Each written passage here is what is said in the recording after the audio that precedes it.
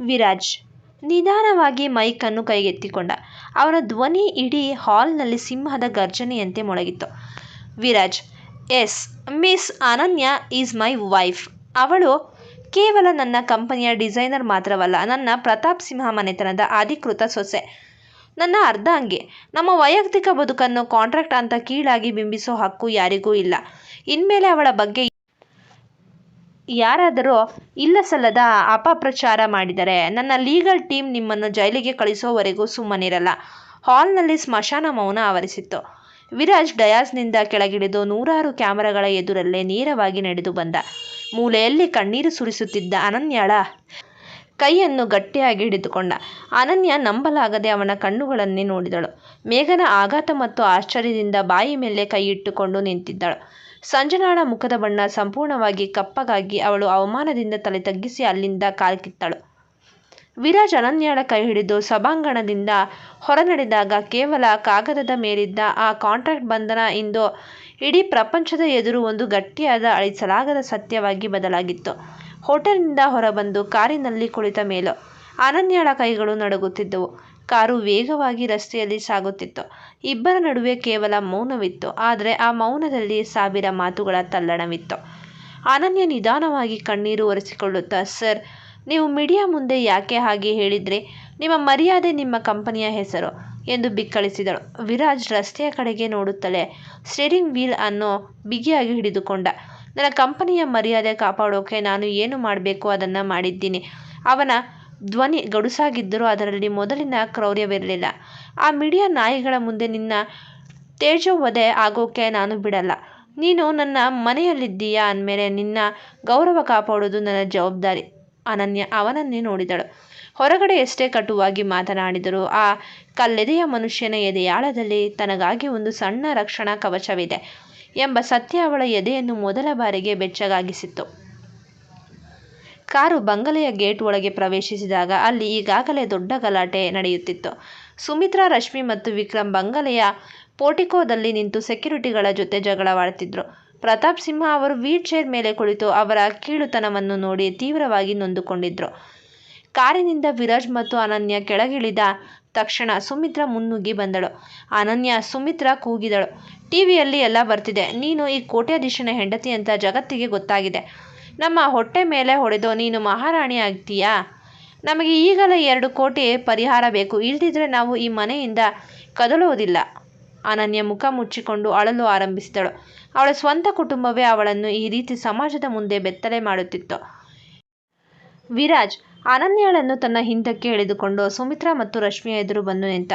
ಅವನ ಕಣ್ಣುಗಳಲ್ಲಿ ಬೆಂಕಿ ಉರಿಯುತ್ತಿತ್ತು. ವಿರಾಜ್ ನಾಲಿಗೆ ಹಿಡಿದು ಮಾತನಾಡಿ, ಅನನ್ಯ ಹುಟ್ಟಿದಾಗಿನಿಂದ ಅವಳನ್ನು ಒಂದು ದಿನವೂ ಮಗಳಂತೆ ನೋಡದ ನಿಮಗೆ ಈಗ ಅವಳ ಪಾಲಿನ ಹಣ ಕೇಳೋ ಯಾವ ನೈತಿಕ ಹಕ್ಕು ಇಲ್ಲ. ಅವಳು ನಿಮ್ಮ ಕಣ್ಣಿಗೆ ಅಪಶಕುನ ಆಗಿರ್ಬೋದು, ಆದರೆ ನನ್ನ ತಂದೆಯ ಪ್ರಾಣ ಉಳಿಸಿದ ಈ ಮನೆತನದ ಮಹಾಲಕ್ಷ್ಮಿ ಇವಳು. ಇನ್ಮೇಲೆ ನಿಮ್ಮ ಕಣ್ಣು ಅಥವಾ ನೆರಳು ಅನನ್ಯಳ ಮೇಲೆ ಬಿದ್ದರೆ ನಿಮ್ಮ ಇಡೀ ಕುಟುಂಬವನ್ನು ಜೈಲಿನ ಕತ್ತಲ ಕೋಣೆಗೆ ತಳ್ಳಬೇಕಾಗುತ್ತದೆ. Get out from my property. ವಿರಾಜ್ನ ಆ ರೌದ್ರಾವತಾರ ಮತ್ತು ಅಧಿಕಾರದ ಎದುರು ನಿಲ್ಲಲು ಸುಮಿತ್ರಾ ಮತ್ತು ರಶ್ಮಿಗೆ ಧೈರ್ಯ ಸಾಲಿಲ್ಲ. ವಿರಾಜ್ನ ಬಾಡಿಗಾರ್ಡ್ಗಳು ಅವರನ್ನು ಕುತ್ತಿಗೆ ಹಿಡಿದು ಗೇಟ್ನಿಂದ ಆಚೆಗೆ ತಳ್ಳಿ ಬಾಗಿಲು ಹಾಕಿದ್ರು. ರಾತ್ರಿಯ ನಿಶ್ಶಬ್ದದಲ್ಲಿ ಬಂಗಲೆಯ ಮಾಸ್ಟರ್ ಬೆಡ್ರೂಮ್ನಲ್ಲಿ ಅನನ್ಯ ಸೋಫಾದ ಮೇಲೆ ಕುಳಿತು ತಲೆ ತಗ್ಗಿಸಿ ಅಳುತ್ತಿದ್ಲು. ದಿನವಿಡೀ ನಡೆದ ಆಘಾತಗಳು, ಮೀಡಿಯಾ ಮುಂದೆ ವಿರಾಜ್ ಆಡಿದ ಮಾತುಗಳು, ತಾಯಿಯ ಕುಟುಂಬದ ಕೀಳುತನ ಎಲ್ಲವೂ ಅವಳ ಎದೆಯನ್ನು ಹಿಂಡಿ ಹಿಪ್ಪೆ ಮಾಡಿದ್ದವು. ವಿರಾಜ್ ಕೋಣೆಯೊಳಗೆ ಹೆಜ್ಜೆ ಇಟ್ಟ. ಅವನ ಮುಖದಲ್ಲಿ ಯಾವುದೇ ಸೌಮ್ಯತೆ ಇರಲಿಲ್ಲ. ಎಂದಿನಂತೆಯೇ ಬಿಗಿಯಾದ ದವಡೆ, ತೀಕ್ಷ್ಣವಾದ ಕಣ್ಣುಗಳು ಮತ್ತು ಅದೇ ಕಠಿಣ ಗತ್ತು. ಅವತ್ತು ತನ್ನ ಕೋಟನ್ನು ಬಿಚ್ಚಿ ಸೀದಾ ಕುರ್ಚಿಯ ಮೇಲೆ ಎಸೆದ. ಶರ್ಟ್ನ ಮೇಲಿನ ಗುಂಡಿ ಕಳಚಿ ಕೈ ಗಡಿಯಾರವನ್ನು ಮೇಜಿನ ಮೇಲೆ ಬಲವಾಗಿ ಇಟ್ಟಾಗ ಉಂಟಾದ ಸದ್ದು ಕೋಣೆಯ ನಿಶ್ಶಬ್ದವನ್ನು ಸೀಳಿತ್ತು. ಅನನ್ಯ ಬೆಚ್ಚಿಬಿದ್ದು ಕಣ್ಣೀರು ಒರೆಸಿಕೊಳ್ಳುತ್ತಾ ಎದ್ದು ನಿಂತಳು. ವಿರಾಜ್ ನಿಧಾನವಾಗಿ ಅವಳ ಸಮೀಪಕ್ಕೆ ನಡೆದು ಬಂದ. ಅವನ ಕಣ್ಣುಗಳಲ್ಲಿ ಹೊತ್ತಿ ಉರಿಯುತ್ತಿದ್ದ ಆ ರೋಷ ಅನನ್ಯಳಿಗೆ ಸ್ಪಷ್ಟವಾಗಿ ಕಾಣ್ತಿತ್ತು. ವಿರಾಜ್ ಕಟುಧ್ವನಿಯಲ್ಲಿ, ಮೀಡಿಯಾ ಮುಂದೆ ನಾನು ನಿನ್ನನ್ನು ನನ್ನ ಹೆಂಡತಿ ಅಂತ ಒಪ್ಕೊಂಡಿದ್ದಕ್ಕೆ ನೀನೇನು ಆಕಾಶದಲ್ಲಿ ತೇಲಾಡ್ತಿದ್ದೀಯಾ ಅನ್ಸುತ್ತೆ. ನಿನ್ನ ತಲೆಯಲ್ಲಿ ಅಂತಹ ಹುಚ್ಚು ಕಲ್ಪನೆಗಳೇನಾದರೂ ಮೂಡಿದರೆ ಈಗಲೇ ಅದನ್ನು ಕಿತ್ತು ಬಿಸಾಕು. ಅನನ್ಯ ಸ್ತಬ್ಧಳಾಗಿ ಅವನನ್ನೇ ನೋಡಿದಳು. ವಿರಾಜ್, ನನ್ನ ಕಂಪನಿಯ ಬ್ರ್ಯಾಂಡ್ ವ್ಯಾಲ್ಯೂ ಮತ್ತು ನನ್ನ ತಂದೆಯ ಮಾನ ಮರ್ಯಾದೆ ಕಾಪಾಡೋಕೆ ನಾನು ಆ ಮೀಡಿಯಾ ಹದ್ದುಗಳ ಮುಂದೆ ಸುಳ್ಳು ಹೇಳಬೇಕಾಗಿ ಬಂತು ಅಷ್ಟೇ. ಅದನ್ನು ಬಿಟ್ಟರೆ ನಿನ್ನ ಮೇಲೆ ನನಗೇನು ಪ್ರೀತಿ ಹುಟ್ಟಿಕೊಂಡಿಲ್ಲ. ಜಗತ್ತಿನ ಕಣ್ಣಿಗೆ ಕ್ಯಾಮ್ರಾಗಳ ಮುಂದೆ ಮತ್ತು ನನ್ನ ತಂದೆಯ ಎದುರು ಮಾತ್ರ ನೀನು ಈ ಮನೆತನದ ಸೊಸೆ. ಆದರೆ ಈ ಮುಚ್ಚಿದ ಬಾಗಿಲಿನೊಳಗೆ ನೀನು ಕೇವಲ ಕಾಂಟ್ರಾಕ್ಟ್ ಪೇಪರ್ ಮೇಲಿರೋ ಅಕ್ಷರ ಅಷ್ಟೇ. ನಿನಗೆ ನನ್ನ ಬದುಕಿನಲ್ಲಿ, ನನ್ನ ಎದೆಯಲ್ಲಿ ನಯಾ ಪೈಸೆಯ ಸ್ಥಾನವೂ ಇಲ್ಲ, ಮುಂದೆಯೂ ಇರಲ್ಲ. ಅನನ್ಯಳ ಕಣ್ಣಾಲಿಗಳು ಮತ್ತೊಮ್ಮೆ ತುಂಬಿ ಬಂದವು. ಆದರೆ ಈ ಬಾರಿ ಅವಳು ಬಿಕ್ಕಿ ಅಳ್ಳಿಲ್ಲ. ತನ್ನ ಸ್ವಾಭಿಮಾನವನ್ನು ಹತ್ತಿಕ್ಕಿಕೊಂಡು ಕಣ್ಣೀರನ್ನು ಒಳಗೆ ಇಂಗಿಸಿಕೊಂಡಳು. ನನಗೆ ನಿಮ್ಮ ಶ್ರೀಮಂತಿಕೆಯ ಮೇಲಾಗಲಿ ನಿಮ್ಮ ಸ್ಥಾನಮಾನದ ಮೇಲಾಗಲಿ ಯಾವತ್ತೂ ಆಸೆ ಇರಲಿಲ್ಲ ಸರ್. ಅನನ್ಯಳ ಧ್ವನಿ ಸಣ್ಣದಾಗಿದ್ರೂ ಸ್ಪಷ್ಟವಾಗಿತ್ತು. ನೀವು ಹೇಳಿದ ನಿಯಮಗಳನ್ನು ನಾನು ಯಾವತ್ತೂ ಮೀರಲ್ಲ. ನಿಮ್ಮ ತಂದೆಯ ಪ್ರಾಣಕ್ಕಾಗಿ ನಾನು ಈ ಕಾಂಟ್ರಾಕ್ಟ್ಗೆ ಒಪ್ಪಿಕೊಂಡಿದ್ದೆ.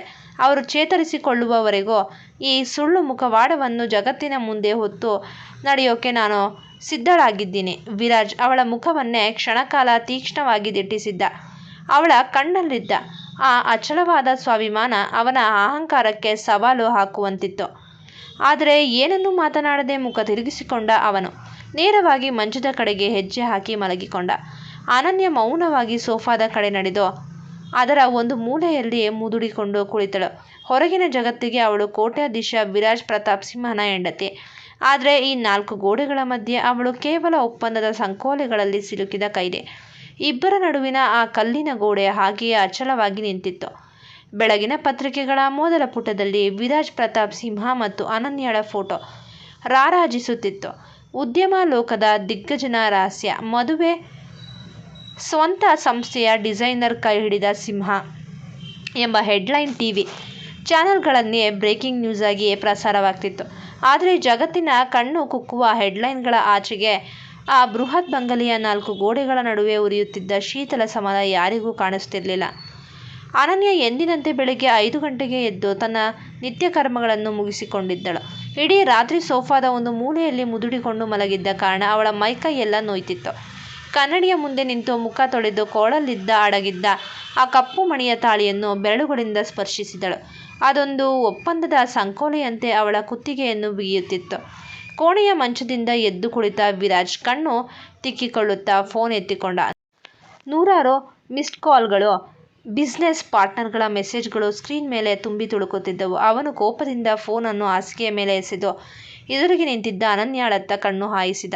ಇವತ್ತು ಆಫೀಸ್ಗೆ ಬರುವಾಗ ನೆನಪಿರಲಿ, ವಿರಾಜ್ನ ಧ್ವನಿ ಮುಂಜಾನೆಯ ತಂಪಿನಲ್ಲೂ ಬೆಂಕಿಯಂತೆ ಸುಡುತ್ತಿತ್ತು. ಆಫೀಸ್ನ ಪ್ರತಿಯೊಬ್ಬ ಉದ್ಯೋಗಿಯ ಕಣ್ಣು ನಿನ್ನ ಮೇಲಿರುತ್ತೆ. ಎಲ್ಲರೂ ನಿನ್ನನ್ನು ವಿರಾಜ್ ಪ್ರತಾಪ್ ಸಿಂಹನ ಹೆಂಡತಿ ಅಂತ ನೋಡ್ತಾರೆ.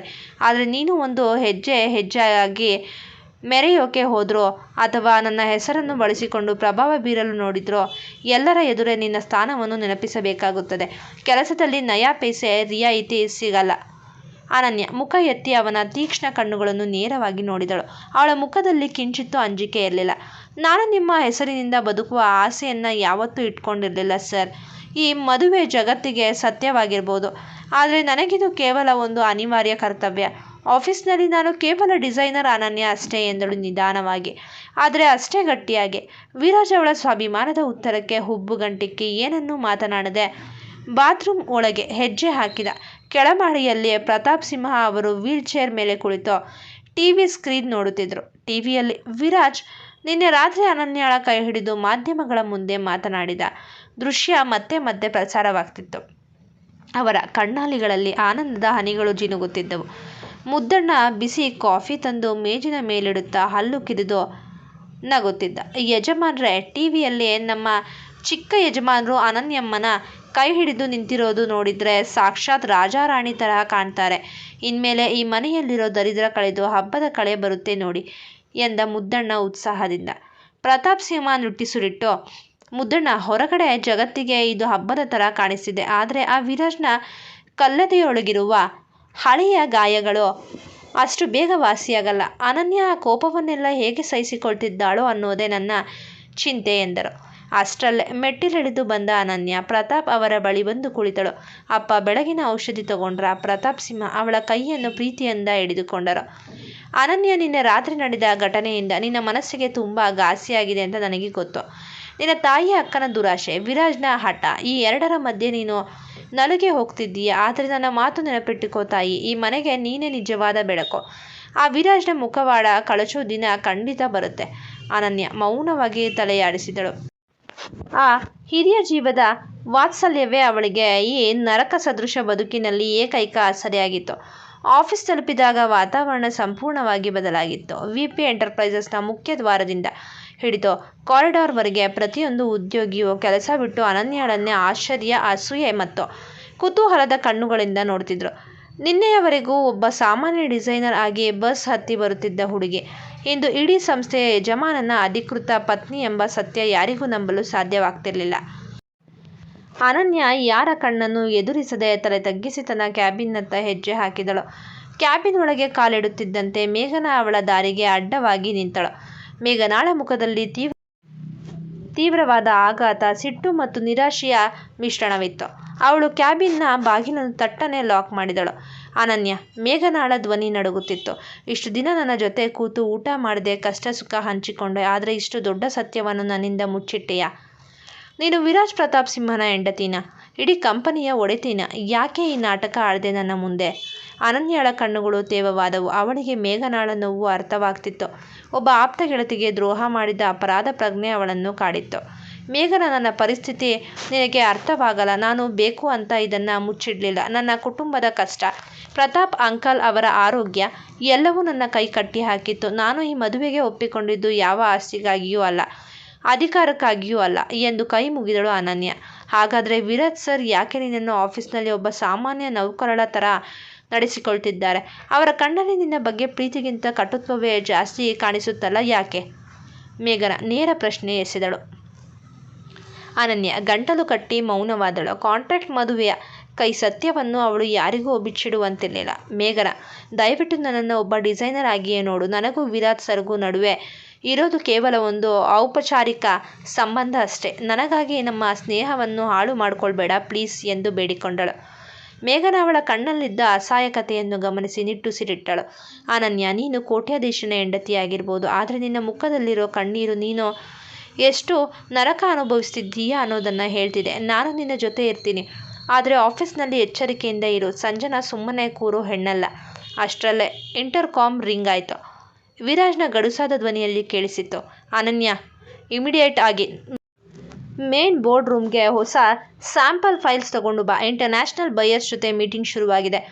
ಬೋರ್ಡ್ ರೂಮ್ ಒಳಗಡೆ ವಾತಾವರಣ ಉದ್ವಿಗ್ನವಾಗಿತ್ತು. ವಿದೇಶಿ ಹೂಡಿಕೆದಾರರು ಮತ್ತು ಸಂಸ್ಥೆಯ ಹಿರಿಯ ಡೈರೆಕ್ಟರ್ಗಳು ಮೇಜಿನ ಸುತ್ತ ಕುಳಿತಿದ್ದರು. ಎಲ್ಲರ ಕೈಯಲ್ಲೂ ಬೆಳಗಿನ ದಿನಪತ್ರಿಕೆಗಳಿದ್ದವು.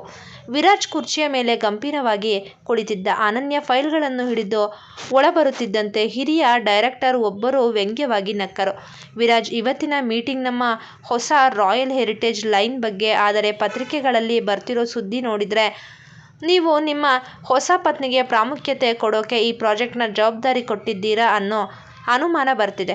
ಬಿಸ್ನೆಸ್ನಲ್ಲಿ ಕುಟುಂಬದ ಹಸ್ತಕ್ಷೇಪ ಬಂದರೆ ಗುಣಮಟ್ಟ ಹಾಳಾಗಲ್ವಾ ಎಂದು ಪ್ರಶ್ನಿಸಿದರು. ಇಡೀ ಸಭಾಂಗಣದಲ್ಲಿ ನಿಶ್ಶಬ್ದ ಆವರಿಸಿತ್ತು. ಎಲ್ಲರೂ ವಿರಾಜ್ ಅನನ್ಯಳ ಪರವಾಗಿ ನಿಲ್ಲುತ್ತಾನೆ ಎಂದು ಭಾವಿಸಿದ್ದರು. ಆದರೆ ವಿರಾಜ್ ಅತ್ಯಂತ ತಣ್ಣನೆಯ ನಿರ್ದಯವಾದ ದೃಷ್ಟಿಯಿಂದ ಅನನ್ಯಳ ಕಡೆಗೆ ನೋಡಿದ. ನನ್ನ ಸಂಸ್ಥೆಯಲ್ಲಿ ಪ್ರತಿಭೆ ಮತ್ತು ಅರ್ಹತೆಗೆ ಮಾತ್ರ ಬೆಲೆ, ಸಂಬಂಧಗಳಿಗಲ್ಲ, ವಿರಾಜ್ ನೇರವಾಗಿ ಹೇಳಿದ. ಅನನ್ಯ, ನಿನ್ನ ವಿನ್ಯಾಸಗಳು ಕೇವಲ ಕಾಗದದ ಮೇಲಿನ ಗೀಚುಗಳಲ್ಲ. ಅವುಗಳಿಗೆ ಅಂತಾರಾಷ್ಟ್ರೀಯ ಮಾರುಕಟ್ಟೆಯಲ್ಲಿ ನಿಲ್ಲೋ ಯೋಗ್ಯತೆ ಇದೆ ಅಂತ ನೀನೇ ಈ ಬೋರ್ಡ್ ಎದುರು ಪ್ರೂವ್ ಮಾಡು. ಒಂದು ವೇಳೆ ನಿನ್ನ ಪ್ರೆಸೆಂಟೇಷನ್ ಫೇಲ್ ಆದರೆ ಈ ಪ್ರಾಜೆಕ್ಟ್ ಮಾತ್ರವಲ್ಲ, ನಿನ್ನ ಡಿಸೈನರ್ ಹುದ್ದೆಯೂ ಇವತ್ತೇ ರದ್ದಾಗುತ್ತದೆ. ವಿರಾಜ್ನ ಮಾತುಗಳು ಅನನ್ಯಳ ಎದೆಗೆ ಚುಚ್ಚಿದವು. ಅವನು ಮೀಡಿಯಾ ಮುಂದೆ ಹೆಂಡತಿ ಎಂದು ಹೇಳಿದ್ದರು. ಇಲ್ಲಿ ಕವಡೆ ಕಾಸಿನ ಕಿಮ್ಮತ್ತನ್ನು ಕೊಡದೆ ಅವಳನ್ನು ಅಗ್ನಿ ಪರೀಕ್ಷೆಗೆ ಒಡ್ಡಿದ್ದ. ಅನನ್ಯ ಒಂದು ಕ್ಷಣ ಕಣ್ಣು ಮುಚ್ಚಿ ತನ್ನ ತಂದೆಯ ಮುಖ ನೆನಪಿಸಿಕೊಂಡಳು. ಆಮೇಲೆ ಧೈರ್ಯವಾಗಿ ಹೆಜ್ಜೆ ಮುಂದಿಟ್ಟು ಪ್ರೊಜೆಕ್ಟರ್ ಆನ್ ಮಾಡಿದಳು. ಅವಳು ಬಿಡಿಸಿದ್ದ ಪ್ರತಿಯೊಂದು ವಿನ್ಯಾಸ, ಬಣ್ಣಗಳ ಸಂಯೋಜನೆ, ನೇಕಾರರ ಶ್ರಮ ಮತ್ತು ಭಾರತೀಯ ಸಂಸ್ಕೃತಿಯ ಶ್ರೀಮಂತಿಕೆಯನ್ನು ಅತ್ಯಂತ ನಿರ್ಗಳವಾಗಿ, ಯಾವುದೇ ಅಂಜಿಕೆ ಇಲ್ಲದೆ ಇಂಗ್ಲಿಷ್ ಮತ್ತು ಕನ್ನಡದ ಸಮ್ಮಿಶ್ರಣದಲ್ಲಿ ಅದ್ಭುತವಾಗಿ ವಿವರಿಸಿದಳು. ಅವಳ ಧ್ವನಿಯಲ್ಲಿದ್ದ ಆತ್ಮವಿಶ್ವಾಸ, ಕಲೆಯ ಮೇಲಿದ್ದ ಆಳವಾದ ಜ್ಞಾನ ಇಡೀ ಬೋರ್ಡ್ ರೂಮ್ ಅನ್ನೇ ಮಂತ್ರಮುಗ್ಧವಾಗಿಸಿತ್ತು. ಪ್ರೆಸೆಂಟೇಷನ್ ಮುಗಿದಾಗ ವಿದೇಶಿ ಹೂಡಿಕೆದಾರರ ಮುಖ್ಯಸ್ಥ ಎದ್ದು ನಿಂತು ಚಪ್ಪಾಳೆ ತಟ್ಟಿದ್ದ. ಬ್ರಿಲಿಯಂಟ್ ವಿರಾಜ್, ನಿಮ್ಮ ಪತ್ನಿ ಕೇವಲ ಹೆಸರಿಗಷ್ಟೇ ಡಿಸೈನರ್ ಅಲ್ಲ, she is A master mind. ಈ ಪ್ರಾಜೆಕ್ಟ್ಗೆ ನಮ್ಮ ಸಂಪೂರ್ಣ ಹೂಡಿಕೆ ಖಚಿತ. ಡೈರೆಕ್ಟರ್ಗಳೆಲ್ಲ ತಲೆದೂಗಿದರು. ವಿರಾಜ್ನ ಮುಖದಲ್ಲಿ ಯಾವುದೇ ಸಂಭ್ರಮ ಕಾಣಿಸಲಿಲ್ಲವಾದರೂ ಅವನ ಕಣ್ಣಿನ ಮೂಲೆಯಲ್ಲಿ ಅನನ್ಯಳ ಪ್ರತಿಭೆಯ ಬಗ್ಗೆ ಒಂದು ಸಣ್ಣ ಅಡಗಿಸಲಾಗದ ಗೌರವದ ಕಿಡಿ ಹೊಳೆಯಿತು. ಆದರೆ ಅವನು ಅದನ್ನು ಮುಖದಲ್ಲಿ ತೋರಿಸಿಕೊಳ್ಳದೆ ಮೀಟಿಂಗ್ ಮುಗಿಯಿತು, ಎಲ್ಲರೂ ತಮ್ಮ ಕೆಲಸಕ್ಕೆ ಮರಳಿ ಎಂದು ಎದ್ದು ಹೊರಟು ಹೋದ. ಈ ಕಥೆಯನ್ನು ವೀಕ್ಷಿಸಿದ ನಂತರ ದಯಮಾಡಿ ನಮ್ಮ ಚಾನೆಲ್ಗೆ ಪ್ರೋತ್ಸಾಹಿಸಿ ಮತ್ತು ಸಬ್ಸ್ಕ್ರೈಬ್ ಮಾಡಿ. ಧನ್ಯವಾದಗಳು.